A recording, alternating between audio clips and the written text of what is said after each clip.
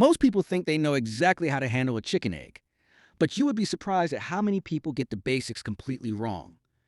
If you treat a fertile egg the same way you treat an egg from the grocery store, you are making a mistake that will stop life before it even starts. If you want to see those fluffy yellow feathers in 3 weeks, you need to follow a very specific set of rules. Today, I am going to show you the secret steps to keeping those eggs alive and healthy, whether you are a teacher, in a classroom, or a homesteader on a farm. Before you even think about an incubator, you have to understand the protective shield every egg comes with. It is called the bloom or the cuticle, and it is a thin, invisible layer that keeps bacteria from getting through the porous shell. Many beginners think they are being helpful by washing dirty eggs with soap and water to make them look pretty.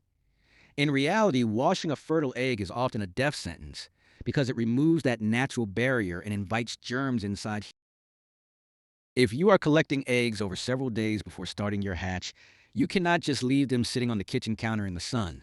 You need to keep them in a cool spot, ideally around 55 to 60 degrees Fahrenheit, but never in a cold refrigerator.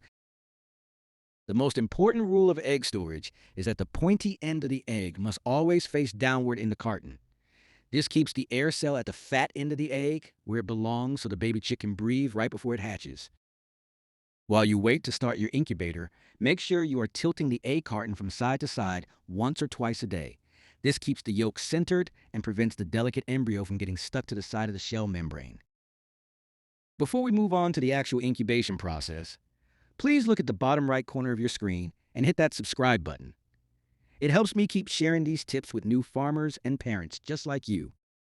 Once those eggs go into the incubator, you are essentially acting as the mother hen, and she is a total perfectionist. You need a steady temperature of exactly 99.5 degrees Fahrenheit because even a 2-degree spike can be fatal for the babies. Humidity is the second part of the puzzle, and it needs to stay around 45 to 50% for the first 18 days of the process. If the air is too dry, the egg loses too much moisture, and the chick becomes too small and weak to ever break out. Imagine laying in one single position for 3 weeks straight without moving a muscle. You would get stuck to your bed, and that is exactly what happens to a developing chick if you do not turn the eggs regularly.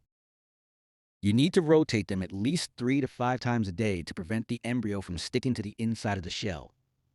Many people use a pencil to put a small X on one side and an O on the other side so they can keep track.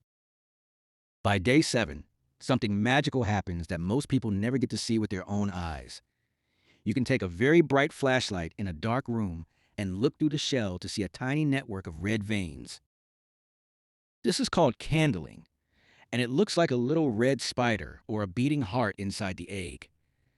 It is the first real sign that a life is forming and that your hard work is finally paying off. If you see a clear egg with no veins at this point, it means the egg was never fertile and it should be removed so it does not rot. A rotten egg can actually explode inside your incubator and ruin all the healthy eggs with bad bacteria. Everything changes when you reach day 18, which is a period we call lockdown. This is the moment where you stop turning the eggs entirely and you must not open the lid for any reason at all.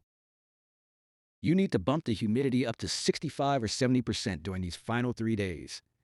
This extra moisture softens the shell so the chick can zip its way out without getting stuck or shrink wrapped inside the dry membrane.